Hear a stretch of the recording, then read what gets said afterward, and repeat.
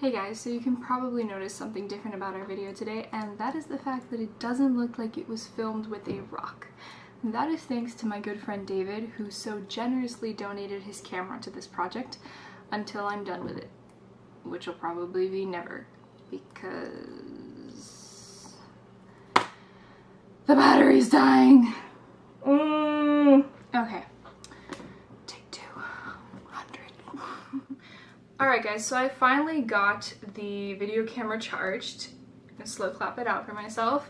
I don't know how I figured it out because I haven't had a camera like this in ages and it took forever to charge, which I wasn't expecting. But before we get started on today's topic, I actually want to make note of something that I think is really important.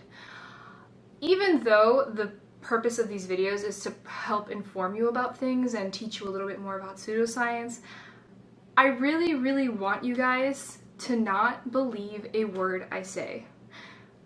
And I know that seems a bit redundant, but the whole point is that I want you to go through these videos asking questions. Don't take everything I say at face value. If something I say, or you think something I said, is incorrect, or you think that there might be a better explanation for it or something like that, I do want you to go Google the answers, and I want you to ask questions, because that's the entire point of this course. This course is just asking questions about things that we think are true and disproving them. So that's actually kind of one of the most important lessons with this course. If you've got a question and you think I'm wrong, feel free to tell me about it. Comment below. Tell me that, a research study that I used to support one of my facts is incorrect, or tell me how this research study is better. That's important, and it's going to be very helpful down the line, especially for all you guys that are looking at, researching or getting into academics. Keep asking questions. All right. So now let's get started on what today's video is actually supposed to be about, and that is mainly a question. What is pseudoscience? I think it's important starting out in this that we form sort of a foundation as we go into this, so you can kind of get a little bit of a background of pseudoscience. Pseudoscience is exactly what the word means. Pseudo, which is fake, and science, so fake science. Pseudoscience is a collection of beliefs or practices that we mistakenly identify as a scientific method, okay? So that basically means that pseudoscience is science that isn't really science. It's science that just didn't make the cut. Pseudoscience has a couple of characteristics that help us identify it.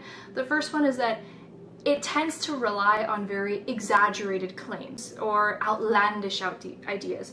So this is basically, you hear a research study like, oh, I don't know, eating jelly beans every day lowers your risk of a heart attack by 20%. You've all watched the news, you've all seen those like really outlandish articles that kind of run along the bottom of the banner.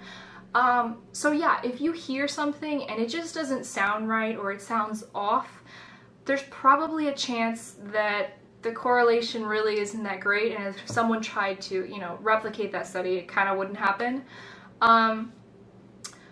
Another like really obvious, or I guess not obvious, but important characteristic of pseudoscience is that of confirmation bias. Confirmation bias, in simpler terms, is the idea that you just that you have this belief or this theory or something along those lines, and you go out looking for data or results that support your theory or belief. There's just one problem.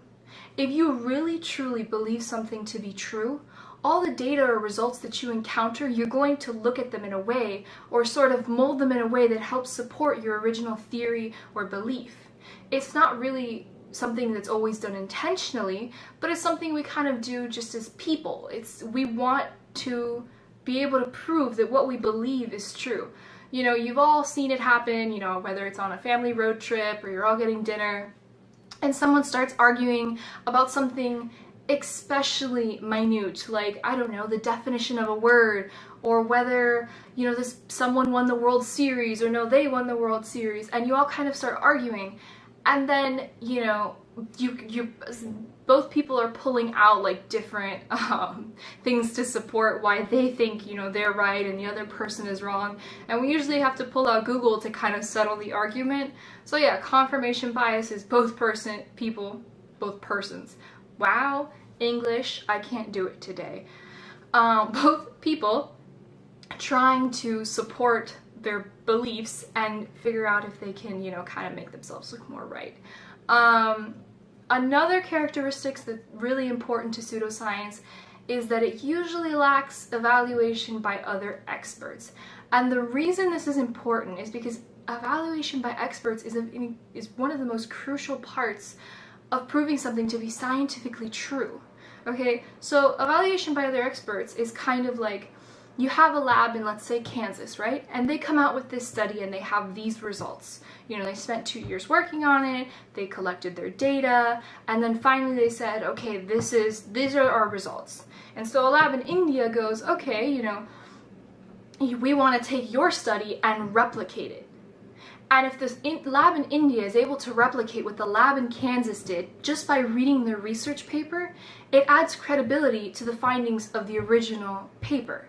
So yeah, that's one thing that pseudoscience lacks. Sometimes they will come out with a research paper that sort of supports a pseudoscientific belief, but then another lab somewhere else tries to copy it and they're unable to do so.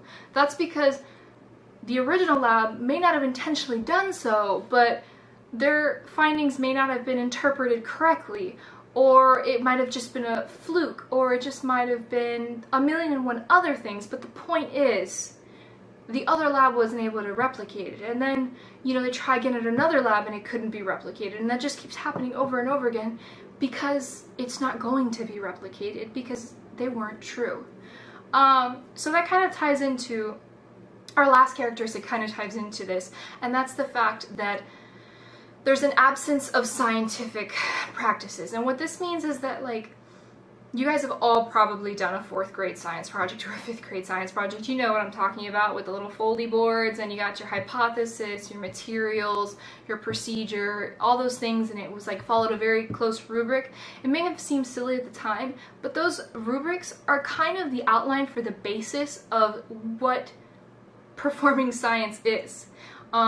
As you get older and you obviously go from doing them in grade school all the way up to college, you know, the stakes get a little bit higher and the rubric gets a little bit more strict, but it's the same principle. It's that regardless of where the experiment is performed in the world and by who it's done, they're going to follow this same method. So that allows us to make sure that when the other lab replicates their results, they do so using the same method. So that's very, very important.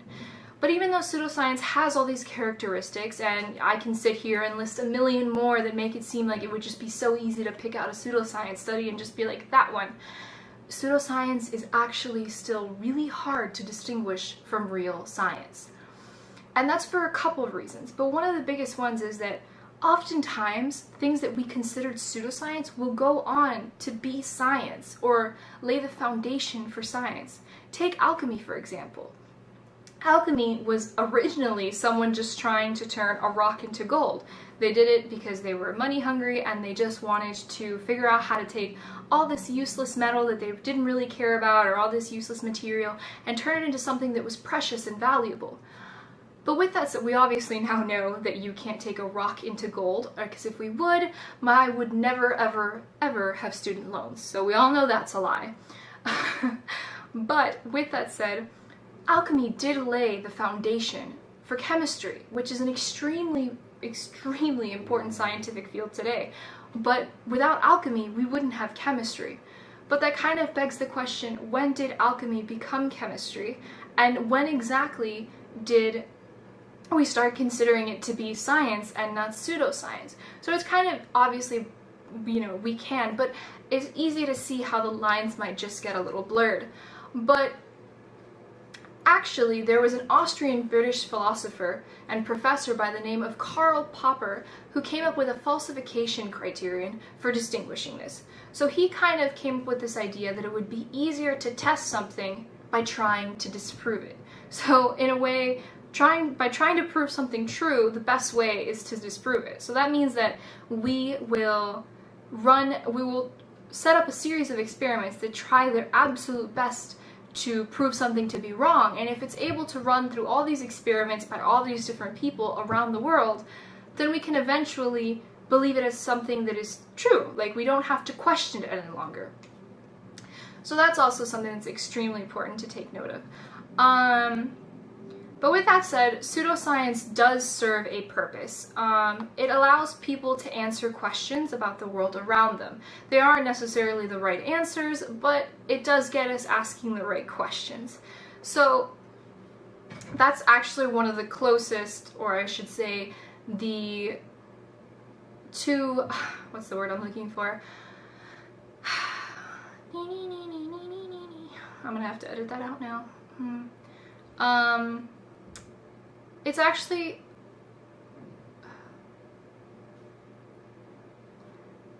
my brain. That's actually one of the things that science and pseudoscience have so much in common. And that's the fact that they're both asking questions.